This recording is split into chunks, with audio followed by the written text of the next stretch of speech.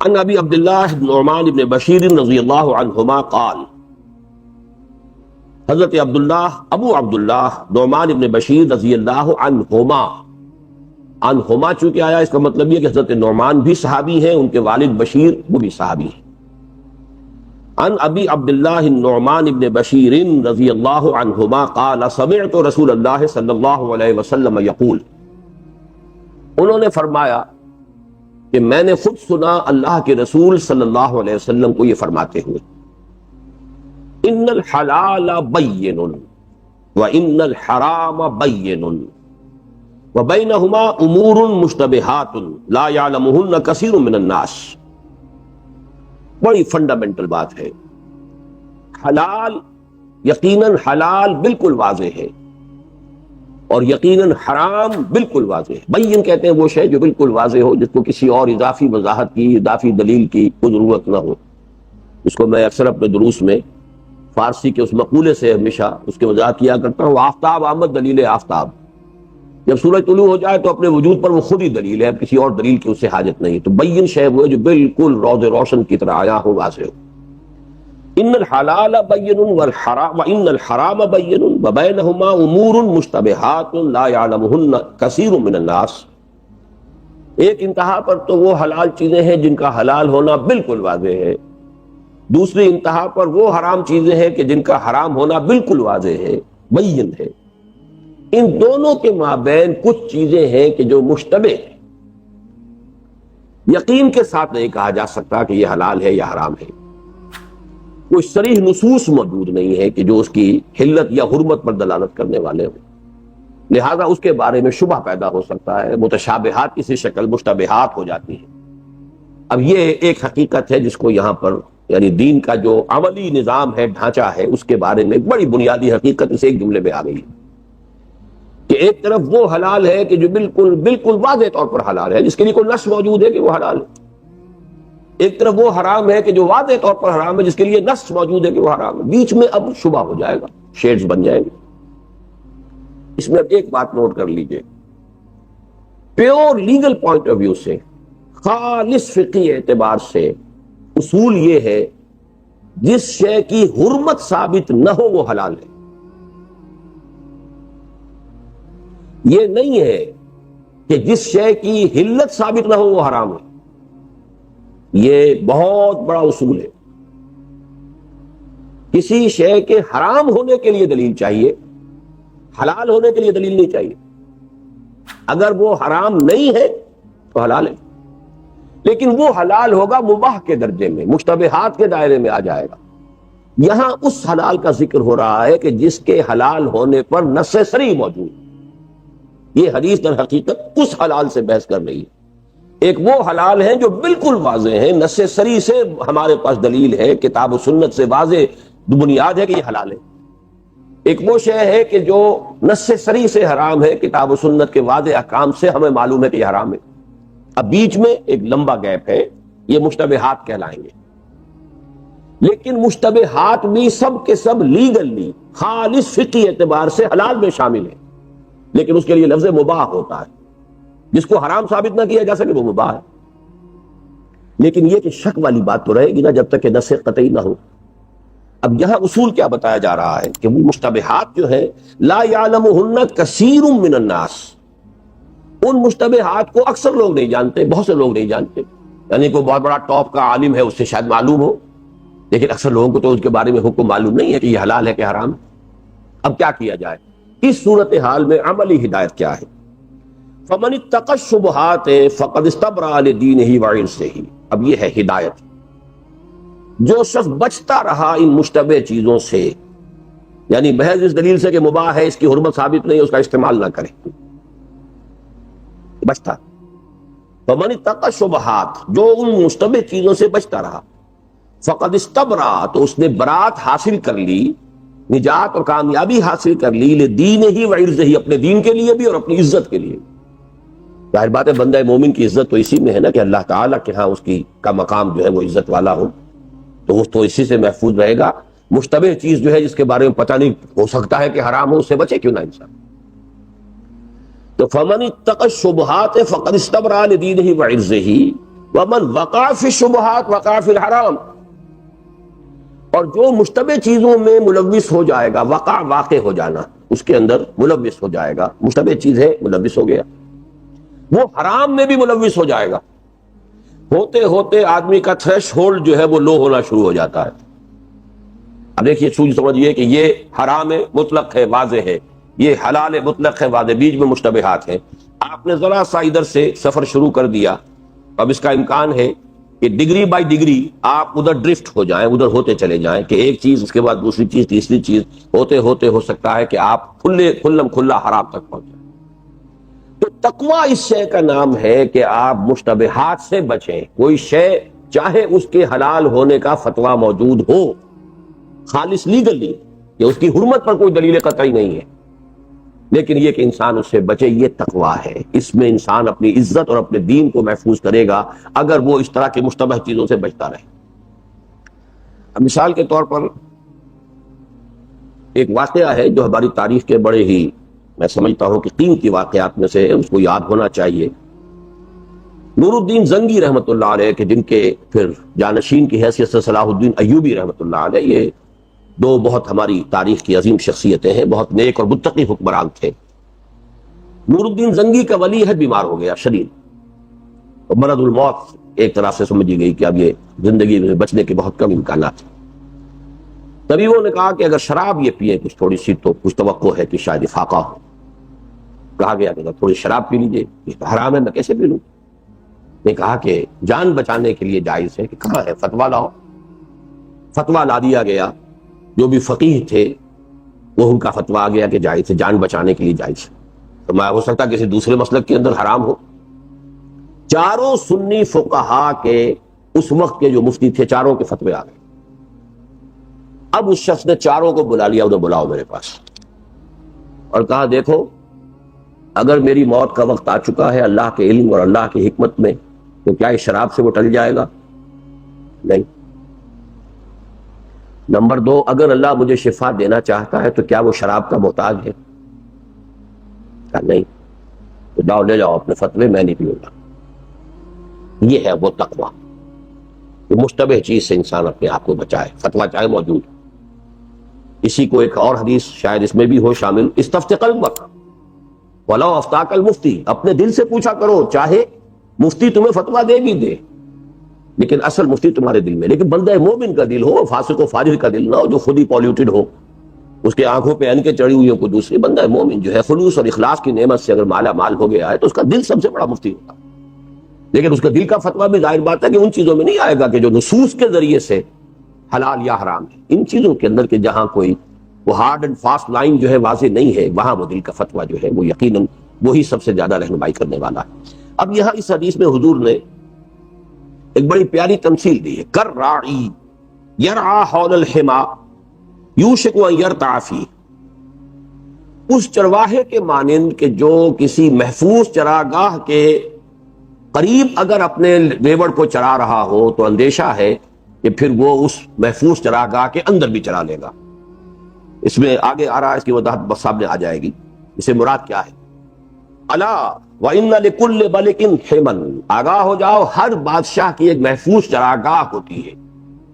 یہ اصل میں اس زمانے کی بات کو تصور کیجئے جب کہ بادشاہی نظام تھا، تو بادشاہ کے اپنے جو ہے وہ گھوڑے ہیں اور اپنے جو جانور ہیں، بھیڑیں بکریاں ہیں اس کے اپنے، اب اس نے کوئی علاقہ خاص کر لیا ہوتا تھا کہ یہاں سوائے میرے اپنے جانوروں پہ کوئی اور جانور آ کر نہیں چرے گا، بلکہ یہ محفوظ علاقہ ہے میرے بادشاہی جو بھی استبل ہے یا اس کے جو بھی ہے ڈھور ڈنگر ہے، یہ ان کے لیے محفوظ علاقہ، اس میں رعیت میں سے کوئی شخص نہیں آ سکتا۔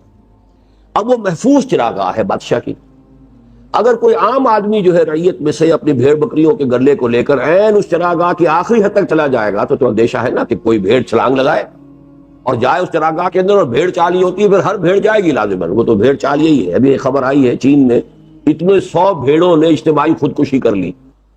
اب وہ جو خبر پڑھی تو اس کا مطلب کیا تھا، متن کچھ تھا، خبر کیا تھا کہ وہ ایک بھیڑ نے دریا میں چھلانگ لگا دی۔ اب اس کے بعد ایک ایک کر کے، یہ بھیڑ چال ہوتی ہے، پھر وہ نہیں دیکھتی کہ یہ آگے کیا اس کا حشر ہوا ہے، جس نے ایک نے چھلانگ لگا دی تو دوسری بھی لگائے گی، تیسری بھی لگائے گی، وہ کئی 100 بھیڑیں جو ہیں دریا میں چھلانگ مار کر ختم ہو گئی۔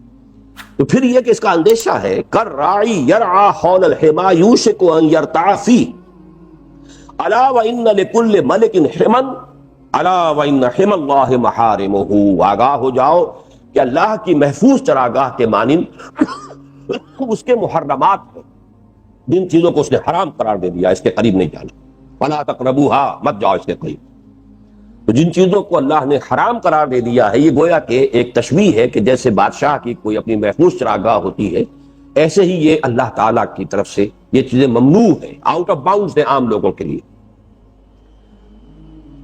الا وان فی الجسد مضغۃ، اب دیکھیے یہ ٹکڑا جو آیا ہے اس حدیث کا، وہ در حقیقت اس کے باقی مضمون سے نہیں بلکہ وہ دین کی اصل جو بنیادی اور باطنی حقیقت، وہ جو دل کی نیت کا مسئلہ جو جس سے کہ یہ مجموعہ شروع ہوا ہے، الا وان فی الجسد مضغۃ، آگاہ ہو جاؤ کہ انسان کے جسم میں ایک لوتھڑا ہے، اذا صلحت صلح الجسد کلہ، جب وہ صحیح ہوتا ہے تو پورا جسم صحیح ہوتا ہے، وَإِذَا فَسَدَتْ فَسَدَ الْجَسَدُ كُلُّهُ، اور جب اس میں فساد ہو، اس میں خرابی ہو، اس میں بیماری ہو، اس میں روگ ہو، تو پورا کا پورا جسم جو ہے وہ فاسد ہو جاتا ہے۔ الا وہی القلب، آگاہ ہو جاؤ کہ وہ دل ہے، اس لیے کہ سارا دار و مدار ایمان کا دل پر ہے، ایمان کا محل جو ہے مقام وہ دل ہے۔ وَلَمَّا يَدْخُلُ الْإِيمَانُ فِي قُلُوبِكُمْ، ابھی تک ایمان تمہارے دلوں میں داخل نہیں ہوا۔ ایمان کے دو محل ہیں، ایک قانونی ایمان ہے وہ زبان، آمنت باللہ کما ہوا باسمائہ وصفاتہ وقبلت جمیع احکامہ، آمنت باللہ وملائکتہ وکتبہ ورسلہ والیوم الآخر والقدر خیرہ وشرہ من اللہ تعالی والبعث بعد الموت۔ اب یہ تو محل کیا ہے اس ایمان کا؟ اقرار باللسان، زبان۔ ایمان حقیقی کا محل کیا ہے؟ قلب، جیسے کہ سورہ حجرات میں دونوں اعتبارات سے مثبت بھی، ولکن اللہ حبب الیکم الایمان وزینہ فی قلوبکم، اللہ تعالیٰ نے تمہارے نزدیک ایمان کو محبوب کر دیا ہے اور اسے تمہارے دلوں میں کھبا دیا ہے۔ اور دوسرے لوگوں کے بارے میں فرمایا وَلَمَّا يَدْخُلِ الْإِيمَانُ فِي قُلُوبِكُمْ، ابھی تک ایمان تمہارے دلوں میں داخل نہیں ہوا، مثبت اور منفی دونوں اعتبارات سے۔ تو محل ایمان حقیقی قلب ہے، اب اس میں ایمان ہے تو وہ درست ہے، اور ایمان ہی درست ہوگا تو نیت بھی صحیح ہوگی، جیسا کہ میں نے آج شروع میں عرض کیا انما الاعمال بالنیات، اور نیت کا سارا دار و مدار جو ہے وہ در حقیقت ایمان پر ہے۔ تو گویا کہ اگر دل میں ایمان ہے تو سارے وجود میں ایمان سرایت کر جائے گا، اور دل میں ایمان نہیں ہے تو تقویٰ کا لبادہ، حلال اور حرام چاہے آدمی بڑی باریک بینی کے ساتھ دیکھ رہا ہے، تو حقیقت میں کیا ہوگا پھر؟ اس کا جو تعلق اب ان دونوں حصوں کا جڑتا ہے وہ کہاں جڑتا ہے؟ وہ حضرت مسیح علیہ السلام کے قول سے آپ کو سمجھ میں آئے گا کہ جو یہودی علماء کے بارے میں انہوں نے تنقیداً الفاظ کہے تھے کہ تمہارا حال یہ ہے کہ تم مچھر چھانتے ہو اور سموچے اونٹ نگل جاتے ہو۔ ایک طرف تو دین کی قانونی جو ہے وہ منہ شگافیاں، باریک بینیاں، یہ مچھر کے کاٹنے سے دم تو نہیں لازم آ گیا، مچھر نے کاٹا اور میں نے مچھر مار دیا، احرام کی حالت میں میں تھا، تو یہ مچھر مارنے سے جو ہے کہیں ایسا تو نہیں ہو گیا کہ مجھ پر دم لازم آ گیا ہو۔ یہ غالباً حضرت عبداللہ ابن عمر رضی اللہ تعالیٰ عنہما سے یہ فتویٰ پوچھا کسی کوفی نے، اور یہ جبکہ واقعہ کربلا ہو چکا تھا، تو انہوں نے فرمایا کہ ان لوگوں کا حال عجیب، ان کوفیوں کا، رسول کے نواسے کو تو شہید کر دیا اور مچھر کے مارنے پر انہیں تشویش ہو رہی ہے کہ مچھر کے مارنے سے مجھ پر دم تو لازم نہیں آ گیا کہیں۔ تو اونٹ سموچے نگلے جاتے ہیں اور مچھر چھانے جاتے ہیں بیٹھ کر۔ سودی کاروبار تم بھی کرو، تم اہل حدیث ہو تم بھی کرو، میں حنفی ہوں میں بھی کروں گا، لیکن رفع یدین ہے یا نہیں ہے اس کے اوپر ساری تکرار ہے اور ساری بحث ہے۔ نماز ہو گئی ہے کہ نہیں ہو گئی ہے، پیارے رسول کی نماز کیسے ہوتی تھی، اب اس کے اوپر وہ آمین بالجہر جو ہے وہ نہیں ہوئی تو پھر اس کا مطلب نماز نہیں ہوئی، ہاتھ آپ نے غلط جگہ باندھ لیے نماز نہیں ہوئی، سودی کاروبار کرو۔ یہ ہے وہ اصل میں کہ جب دل خراب ہو تو یہ جو نظام قانونی ہے دین کا وہ ایک بازیچہ اطفال بن جاتا ہے، وہ مولویوں کی منہ شگافیوں کا ایک موضوع بن جاتا ہے۔ تو پروفیشنل جو مذہبی لوگ ہوتے ہیں ان کی ساری دلچسپیاں اس سے رہتی ہیں، وہ بڑے بڑے اونٹ جو ہیں سموچے وہ نگلے جاتے ہیں۔ تو اس حدیث کے ساتھ اس ٹکڑے کا آنا جو ہے وہ در حقیقت اس بہت باریک جو اس کے اندر ایک لطیف حکمت جو مخفی ہے اس کی وضاحت کر رہا ہے۔ متفق علیہ ہے، یہ صحیح بخاری اور صحیح مسلم دونوں میں موجود ہے۔ اگلی حدیث ذرا چھوڑ دیجئے، اس کو بعد میں لیں گے، اب 8ویں حدیث پر آ جائیے۔ الحدیث الثامن عن ابن عمر رضی اللہ عنہما ان رسول اللہ صلی اللہ علیہ وسلم قال، نہیں بلکہ 8ویں حدیث بھی ہم پڑھ چکے ہیں، اب 9ویں پر آئیے۔ الحدیث التاسع عن ابی ہریرہ عبد الرحمن بن صخر رضی اللہ عنہ قال سمعت رسول اللہ صلی اللہ علیہ وسلم یقول ما نہیتکم عنہ فاجتنبوہ وما امرتکم بہ فاتوا منہ ما استطعتم فانما اہلک الذین من قبلکم کثرۃ مسائلہم واختلافہم علی انبیائہم، رواہ البخاری و مسلم رحمہم اللہ۔ یہاں پتہ نہیں آپ کے نسخے میں یہ نام پورا ہے یا نہیں، عام طور پر جنہیں ہم حضرت ابو ہریرہ بس پڑھ کر چل دیتے ہیں، ان کا پورا نام میرے اس نسخے میں تو درج ہے، آپ بھی چاہیں تو نوٹ کر لیں۔ ان کا اصل نام جو ہے وہ عبد الرحمن ابن صخر ہے، اور ان کی کنیت ابو ہریرہ ہے۔ ہریرہ کہتے ہیں چھوٹی سی بلی کو، ہرہ بلی کو کہتے ہیں ہریرہ، یہ اس میں تصغیر بن گیا چھوٹی سی بلی۔ تو اصل میں یہ کنیت جو ہے حضور نے ان کا نام رکھ دیا تھا، اس لیے کہ یہ اصحاب صفہ میں سے تھے۔ ایک بلی چھوٹی سی انہوں نے رکھی ہوئی تھی، پالی ہوئی تھی، اس سے کھیلتے تھے، یا جو بھی ایک ہوتا ہے پیٹ کسی جانور کے ساتھ، تو جب بھی دیکھتے تھے حضور کے ابو ہریرہ کے ساتھ وہ بلی بھی چلی آ رہی ہے، تو حضور نے پھر نام ہی رکھ دیا، یہ ابو ہریرہ ہیں، یہ بلی والے ہیں۔ ابو جو ہے عربی زبان میں صرف باپ کے لیے نہیں آتا، کسی بھی شے کا مالک ہو، کسی شے سے کوئی نسبت رکھنے والا ہو تو ابو کہا جاتا ہے، اسی طرح ابن کا لفظ بھی اس معنی میں آ جاتا ہے۔ تو عن ابی ہریرہ تھا عبد الرحمن ابن صخر، عبد الرحمن ابن صخر جن کی کنیت ابو ہریرہ ہے، ان سے روایت کیا گیا رضی اللہ عنہ قال سمعت رسول اللہ صلی اللہ علیہ وسلم، وہ فرماتے ہیں کہ میں نے خود سنا اللہ کے رسول کو فرماتے ہوئے، ما نہیتکم عنہ فاجتنبوہ۔ اب دیکھیے پھر وہی احکام کا ایک سلسلہ، جس چیز سے میں نے تمہیں روک دیا ہے اس سے بعد رہو، روکے رہو، اجتناب کرو۔ اجتناب کون سا باب ہے جی؟ افتعال۔ حروف اصلیہ کون سے ہوئے جی؟ کیا معنی اس کے ہیں؟ جنب کسے کہتے ہیں؟ جنب پہلو کو کہتے ہیں، یہ آپ کا پہلو۔ تو اجتناب پہلو تے ہی کرنا، کسی چیز سے اپنے پہلو کو، پہلو تے ہی جو عربی کا فارسی کا لفظ ہے، پہلو تے ہی، اپنے تہی دامن کہتے ہیں وہ شخص جس کے دامن میں کچھ نہ ہو، تہی دامن۔ تہی دست وہ شخص ہے کہ جس کا ہاتھ خالی ہو، پیسہ نہ ہو۔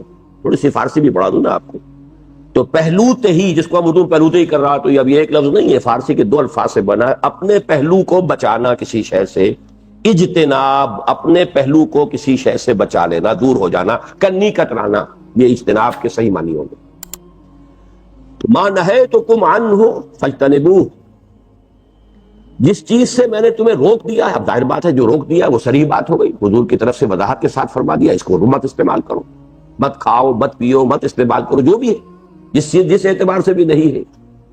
وما امرتکم بہ فاتوا منہ ما استطعتم، اور جس چیز کا بھی میں نے تمہیں حکم دیا ہے اس کی جتنی بھی تمہارے استطاعت میں ہے اس کی پابندی کرو، اس کو پورا کرو۔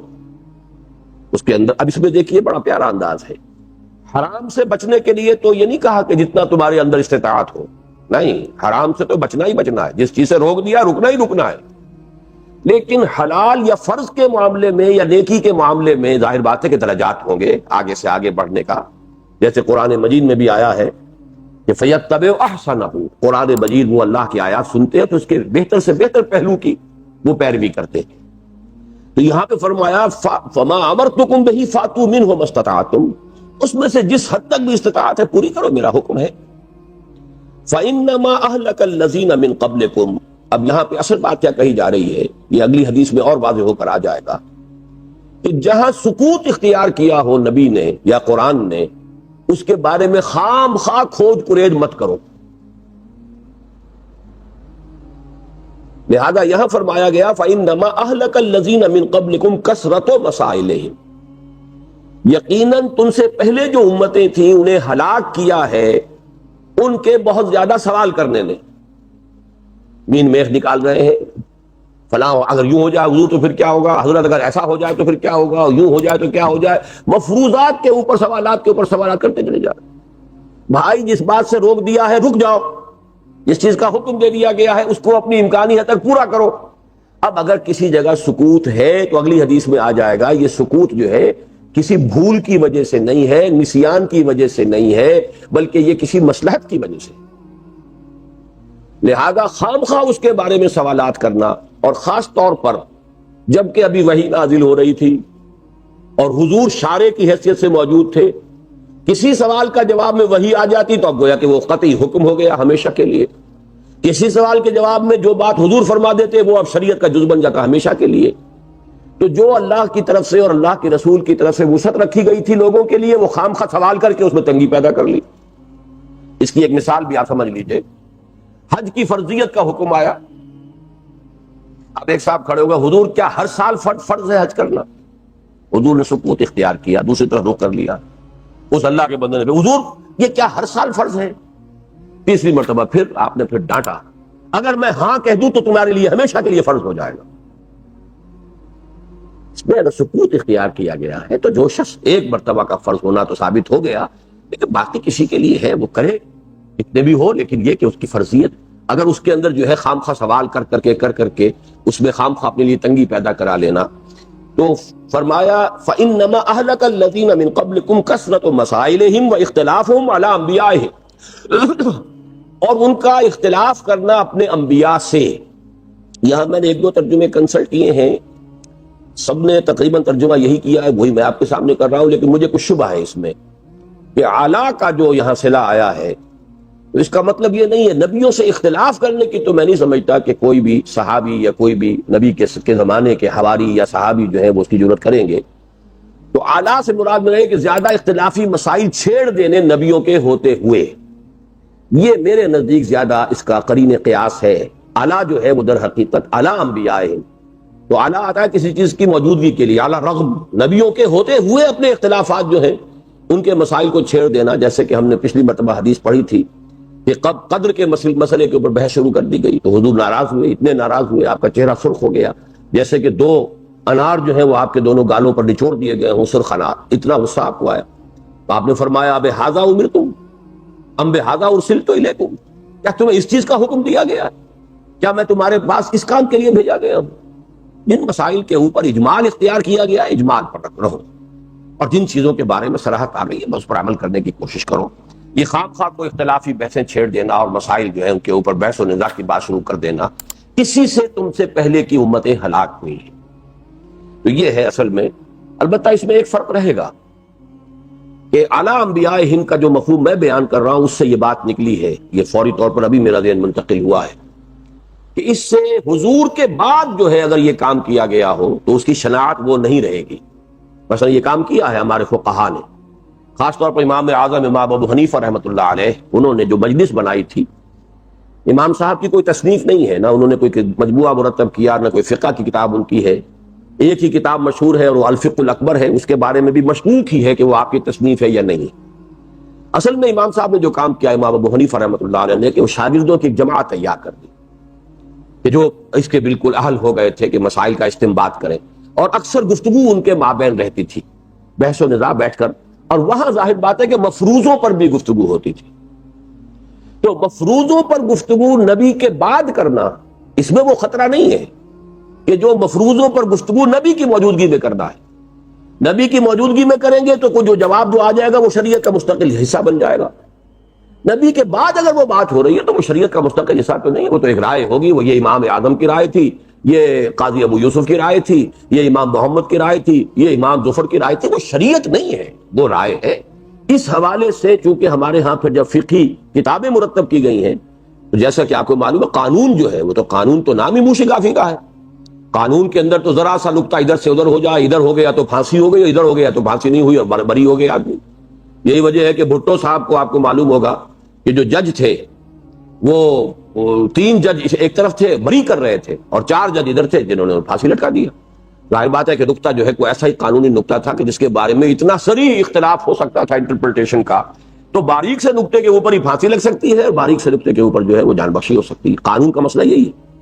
لہذا جب بعد میں فقہ مرتب ہوئی ہے یا اب بھی اگر قانون مرتب ہوگا تو اس میں وہ فقہی موشگافیاں کرنی پڑیں گی، لیکن اختلافہم علی انبیائہم، نبیوں کے ہوتے ہوئے اس کام کو کرنے کا مطلب یہ تھا کہ آپ شریعت کے دائرے کو مستقل طور پر تنگ کروا رہے ہیں اور لوگوں کے اوپر پابندیاں جو ہے وہ زیادہ سے زیادہ کرواتے چلے جا رہے ہیں. بعد کے کسی شخص کا یہ مقام و مرتبہ نہیں ہے. اس اعتبار سے اگر تفاصیل میں اور مفروضوں پر گفتگو ہو تو اگر اس سے کوئی شخص جو ہے اپنی طبیعت کے استاد کی وجہ سے اس سے اختلاف کرے لیکن اس کے اندر وہ شناعت اور قباحت نہیں ہے جو اختلافہم علی انبیائہم، یہاں یہ مفہوم جو ہے اس اعلیٰ کے لفظ کی وجہ سے اسی وقت میرا ذہن ادھر منتقل ہوا ہے، اور میں سمجھتا ہوں کہ یہی بات صحیح ہے۔ اکثر جگہ ترجمے صحیح نہیں ہوئے، نبیوں سے اختلاف یہ معاملہ نہیں ہوا کرتا، نبیوں کے ہوتے ہوئے اختلافی مباحث چھیڑ دینا، جس کے نتیجے میں کہ پھر شریعت کے احکام جو ہے اس کے اندر اور تفاصیل جو ہے پیدا ہوتی چلی جائیں اور لوگوں کے آپشنز اور محدود ہوتے چلے جائیں۔ جب تک وہ اتنی باریکیاں نہیں تھی تو آپشنز کھلے۔ اب آ جائیے اس موضوع پر، الحدیث الثلاثون، 30ویں حدیث۔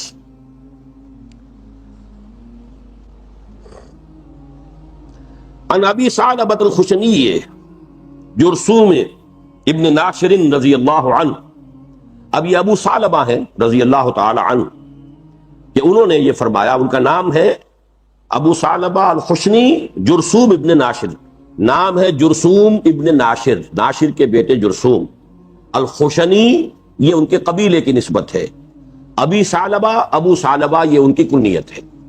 عام طور پر ابی ثعلبہ لکھا ہوا ہوگا، صرف پتہ نہیں آپ کے یہاں کیا ہے، پورا لکھا ہے۔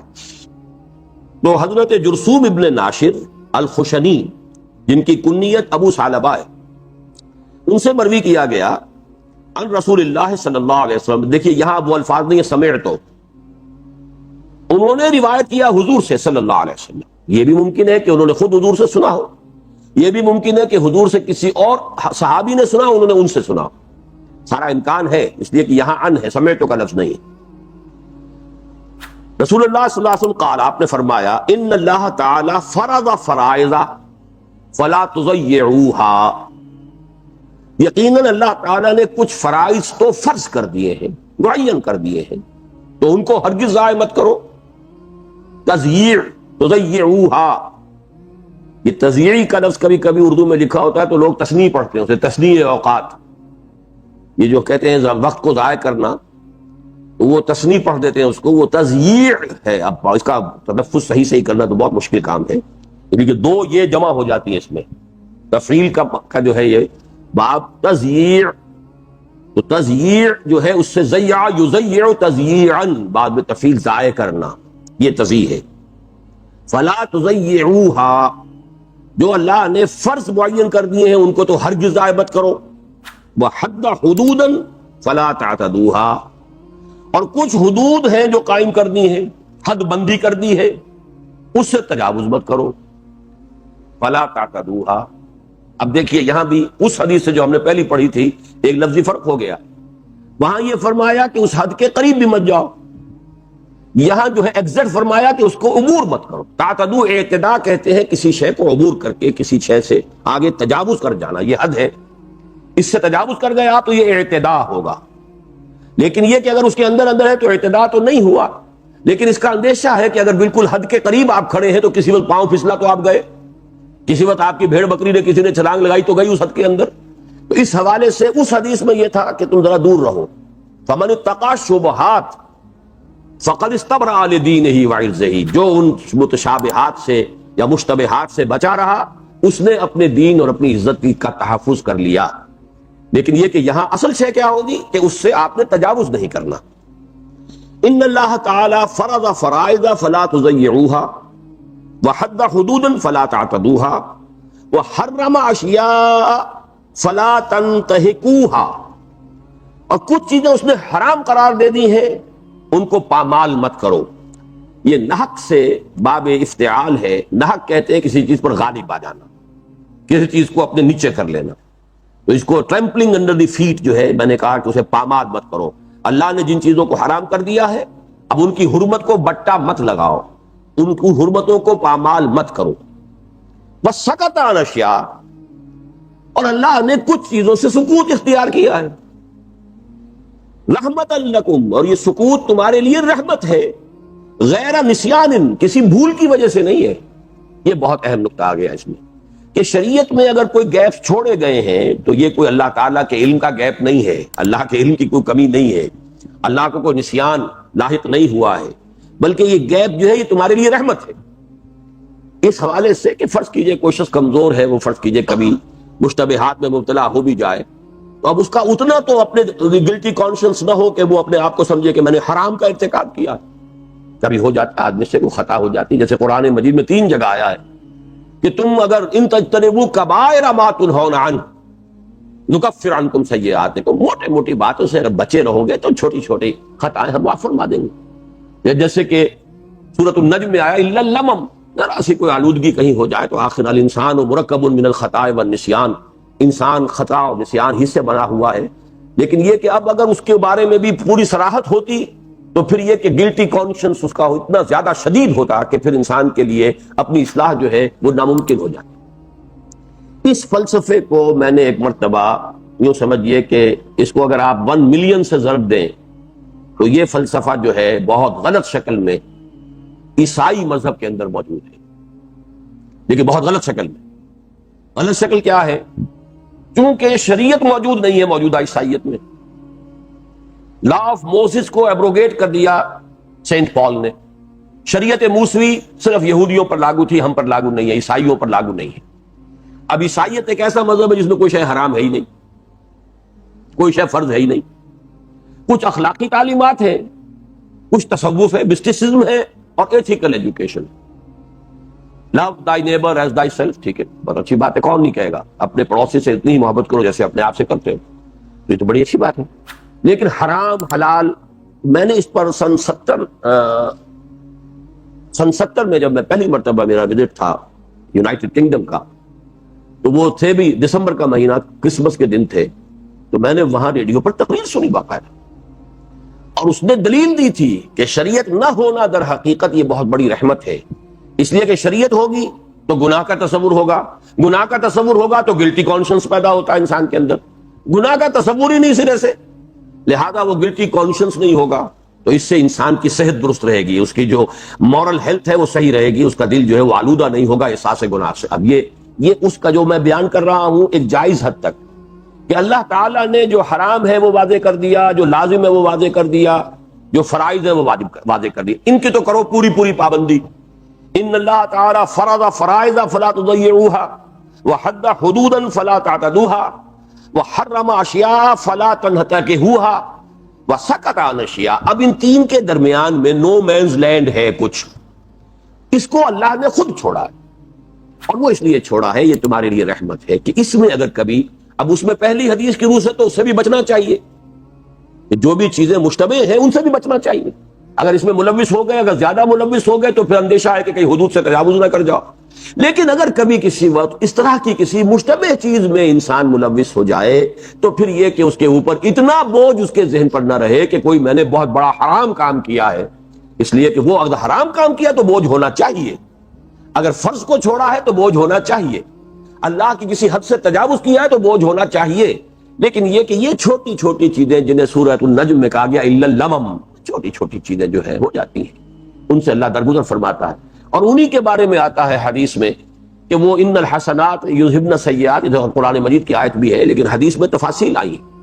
جب انسان وضو کرتا ہے، ہاتھ دھوتا ہے تو ہاتھ کے گناہ جو ہے وہ دھل جاتے ہیں. اگر وہ آنکھوں میں پانی ڈالتا ہے تو اس سے آنکھ کا گناہ جو کون سا گناہ دھل جاتا ہے؟ کوئی گناہ کبیرہ نہیں دھلتا، یہ جو گناہ صغیرہ ہیں، صغائر جو ہیں یہ دھل جاتے ہیں. آپ اگر نماز کے لیے چل رہے ہیں مسجد کی طرف تو ہر قدم پر آپ کے کچھ گناہ جو ہے وہ جھڑ رہے ہیں. کون سے گناہ؟ کبائر نہیں جھڑ. کبائر کے لیے تو لازم ہے کہ آپ توبہ کریں، توبہ کی جو شرائط ہیں پوری کریں، تب وہ گناہ معاف ہوگا. صغائر جو ہے چھوٹے چھوٹے الا اللمم، یہ جو چھوٹی چیزیں ہیں، معمولی چیزیں، گناہ تو وہ بھی ہیں، لیکن یہ کہ وہ گناہ خود بخود بھی ان الحسنات یذہبن السیئات، نیکیوں کے ذریعے سے ان کا ازالہ خود بخود ہوتا رہتا ہے، دھلتے رہتے ہیں. وضو کے ساتھ دھل گئے، مسجد کی طرف جا رہے ہیں وہاں دھل گئے، وہاں پہ بیٹھے انتظار کر رہے ہیں تو وہاں ان گناہوں کا کفارہ جو ہے وہ انتظار کا جو بھی لمحہ آپ وہاں گزار رہے ہیں مسجد میں نماز کے لیے، اس سے وہ آپ کی خطائیں جو ہیں، صغائر جو ہیں، ان کا کفارہ ہو رہا، یہ سب ہوتا رہے گا، کبائر نہیں. تو یہاں جو نوٹ کرنے کی شے ہے کہ یہ جو سکوت اختیار کیا گیا ہے وَسَكَتَ عَنْ أَشْيَاءَ رَحْمَةً لَكُمْ غَيْرَ نِسْيَانٍ، یہ سکوت جو ہے، یہ نو مینز لینڈ جو چھوڑا گیا ہے تین حدود کے مابین، یہ اللہ تعالیٰ نے تمہاری رحمت کے لیے کسی نسیان کی وجہ سے نہیں. فلا تبحثوا عنها، تو اس کے بارے میں کھود کرید مت کرو، اس کے بارے میں خام خواہ کی جو ہے وہ بال کی کھال مت اتارو، کھود کرید مت کرو. بحث نہ، بحث کسے کہتے ہیں اصل میں معلوم ہے جی؟ کریدنا. اور بحث کے ساتھ ایک لفظ آتا ہے تمحیص، چھانٹ. ٹھیک، پہلے آپ نے کریدا اور جو کچھ آ گیا اب اس کو آپ نے چھاج میں چھانٹ لیا ادھر سے، یہ تو یہ چیز جو ہے یہ جیسے کہ کوا کرتا ہے، چونچ مار مار کے پہلے وہ وہاں سے کچھ دیکھتا ہے، پھر کیا نکلا، کوئی دانا نکلا تو دانا کھا جائے گا، کنکر ہے تو وہ تو نہیں کھائے گا، تو پہلے کوریدے گا تو پھر کوئی چیز ملے گی نا، تو کوریدنے کے بعد جو ہے پھر اب اس میں تمیز کرنا، تمحیص یہ ہے۔ ان اللہ تعالی فرض فرائض فلا تضيعوها وحد حدودا فلا تعتدوها وحرم اشیاء فلا تنتهكوها وسکت عن اشیاء رحمتا لکم غیر نسیان فلا تبحثوا عنها۔ یہ تین حدیثیں جو ہیں جیسا کہ میں نے عرض کیا یہ تقریباً ایک مضمون پر ہیں، اور ان کو یکجا کرنے میں بڑی حکمت ہو گئی ہے کہ ایک موضوع کے تقریباً تمام جو پہلو ہیں وہ آپ حضرات کے سامنے آ گئے۔ اب آئیے جو ہم نے حدیث درمیان میں چھوڑی تھی، یہ جو میں نے ایک کیٹیگری آج بیان کی تھی کہ کچھ دین کی حقیقت جو ہے اس کو جامع الفاظ میں تعبیر کرنا، ایک تو وہ تفصیل ہے دین کی حقیقت جو ہمیں حضرت معاذ بن جبل رضی اللہ تعالیٰ عنہ کی روایت میں معلوم ہوئی، لیکن کچھ ایسی تعبیرات جو جامع ہو، ان کے لیے ایک لفظ ہے حدیث ہی میں آیا جوامع الکلم۔ جوامع الکلم، کلم جمع ہے کلمے کی، جوامع جامع کی، جوامع الکلم نہایت کلمات میں سے جامع۔ ویسے تو یہ مرکب اضافی بنا جوامع الکلم ہے، لیکن جیسے کہ دین الحق مرکب اضافی کی شکل میں مرکب توصیفی ہے، سچا دین، ایسے ہی یہاں پہ آپ اس کا ترجمہ کریں گے نہایت جامع کلمات، اور یہ حضور نے خود فرمایا اوتیت جوامع الکلم، مجھے بہت جامع باتیں اللہ نے عطا فرمائی ہیں۔ یہ آپ کا ایک خاص جو ہے اللہ تعالیٰ کی طرف سے جو آپ کو عطا ہوا ایک خاص وصف کہہ لیجئے، ایک خاص آپ کو صلاحیت اللہ نے عطا فرمائی، جس کو ہم کہتے ہیں محاورے میں کہ دریا کو کوزے میں بند کر دینا، کہ آپ بہت ہی چھوٹے چھوٹے جملوں میں بڑی بڑی حقیقتیں، جیسے ہم پڑھ بھی چکے ہیں الصوم جنۃ، یہ آپ پڑھ چکے ہیں، روزہ ڈھال کے مانند ہے، روزے کی اصل حقیقت کو ایک لفظ کے ذریعے سے جیسے الصوم جنۃ، تو اسی طرح کے کئی حدیثیں ہیں کہ جو اس مجموعے میں ہیں، اس میں سے آج ہم ایک پڑھ رہے ہیں۔ ان ابی رقیہ تمیم ابن اوس الداری رضی اللہ عنہ ان النبی صلی اللہ علیہ وسلم قال، یہ الحدیث السابع ہے جو درمیان میں ہم نے چھوڑ دی تھی۔ اب دیکھیے یہ بھی ان کا نام کیا ہے، تمیم ابن اوس، یہ نام ہے، تمیم ان کا اپنا اور باپ کا نام اوس، داری یہ ان کے قبیلے کی نسبت ہے۔ ابو رقیہ، رقیہ کے والد، ان کی کوئی بیٹی ہوں گی رقیہ، یہ ان کی کنیت ہے۔ ان ابی رقیہ تمیم ابن اوس الداری، اب اوس کو جب داری کے ساتھ جوڑیں گے تو نون لگانا پڑے گا، اوسن الداری، اوسن الداری رضی اللہ عنہ، ان النبی صلی اللہ علیہ وسلم قال الدین والنصیحہ، دین تو بس نصیحت کا نام۔ اب دیکھیں جیسے الصوم جنہ، دو جملوں میں ایک مبتدا ایک خبر، الصوم جنۃ، وہاں جملہ خبریہ جو ہے وہ بالکل واضح ہے، اس لیے کہ وہاں مبتدا جو ہے وہ معرفہ ہے اور خبر نکرہ ہے۔ الصوم جنۃ، یہاں ہے الدین النصیحہ، عام طور پر خبر جو ہوتی ہے وہ نکرہ ہوتی ہے، یہاں کیوں آئی ہے معرفہ؟ زور دینے کے لیے، دین کل کا کل نصیحت ہی ہے، یہاں الف لام حصر کے لیے، دین کل نصیحت ہے، لیکن نصیحت کے لفظ کو سمجھ لیجئے، نصیحت کے معنی کیا ہے؟ نصح، خالص ہونا۔ یہ در حقیقت ہمارے ہاں جو اردو میں نصیحت کا لفظ استعمال ہوتا ہے، یہ اس کا ایک اطلاق ہے اردو میں جو ہم کر رہے ہیں، عربی میں تو اس معنی میں تو یہ لفظ آتا ہی نہیں ہے، وعظہ کا لفظ آئے گا، جیسے ہم نے پڑھا ہے وہ جو ایک حدیث ہم پڑھ چکے ہیں، وعظنا رسول اللہ صلی اللہ علیہ وسلم ذات یوم، آپ نے ہمیں وعظ فرمایا۔ ایسے حضرت لقمان کے بارے میں وَهُوَ يَعِظُهُ، وہ اپنے بیٹے کو نصیحت کر رہے تھے۔ تو نصیحت کا لفظ جس معنی میں اردو میں استعمال ہوتا ہے، عربی میں وہ اس کا استعمال میرے علم کی حد تک تو ہے ہی نہیں سرے سے۔ خاصہ اصل میں کیا ہے نصیحت کا؟ خالص ہونا۔ تو خلوص و اخلاص یہ نصیحت کا اصل مفہوم ہے، دین نام ہے خلوص و اخلاص۔ اب خلوص و اخلاص، نیت کا خلوص و اخلاص بھی ہے۔ نصح لہو، اس کے کیا معنی ہوں گے؟ اس کے ساتھ نہایت خلوص کا معاملہ کیا، نصح لہو، اس نے اس کے ساتھ بہت خلوص کا معاملہ کیا۔ اگر آپ کسی کی خیر خواہی میں کوئی بات اس سے کہہ رہے تو یہ بھی نصیحت ہو گئی، آپ نے اس کی اپنی خیر خواہی میں اس کی بہتری کے لیے آپ نے ایک بات اس سے بتائی ہے، اس سے کہی ہے، تو یہ نصیحت ہے۔ اس معنی میں اس لفظ کا اس کے ساتھ ایک جو ہے وہ لغوی ربط تو موجود ہے، لیکن اس میں استعمال عربی زبان میں لفظ نصیحت کا نہیں ہے، بلکہ نصیحت کے معنی خلوص و اخلاص، خیر خواہی، وفاداری. اب اس کے جو ترجمے کیے جائیں گے مختلف نسبتوں سے، ترجمے مختلف ہو جائیں گے، وہ اس کی مثال ابھی سامنے آ جائے گی. الدین والنصیحہ، دین تو کل کا کل خلوص و اخلاص کرنا. قلنا لمن، میرے پاس جو ہے یہ رواہ مسلم، امام مسلم کی روایت سے ہے، شاید آپ کے ہاں یہ ہے قلنا لمن یا رسول اللہ، یہ الفاظ بھی ہیں اضافی اس کتابچے میں، ہے یا نہیں؟ بس ٹھیک ہے، پھر میرے پاس جو اس کتاب کا نسخہ ہے اس میں یا رسول اللہ کے الفاظ بھی تھے اور سلاسن کا لفظ بھی ہے، 3 مرتبہ حضور نے فرمایا الدین والنصیحہ، الدین والنصیحہ، الدین والنصیحہ سلاسن. تو یہ بھی بات سمجھ میں آتی ہے اصل میں کہ حضور کا عام قاعدہ یہ تھا، جیسا کہ حضرت معاذ بن جبل والی روایت میں ہم نے پڑھا کہ آپ نے حالانکہ اس وقت تو ایک ہی آدمی سے گفتگو کر رہے تھے، تب بھی آپ نے ہر بات کو 3 دفعہ دہرایا. اور ویسے مجمع میں جب گفتگو کرتے تھے تو 3 دفعہ دہرانا ویسے سمجھ میں آتا ہے، اس لیے کہ لاؤڈ سپیکر تو تھا نہیں.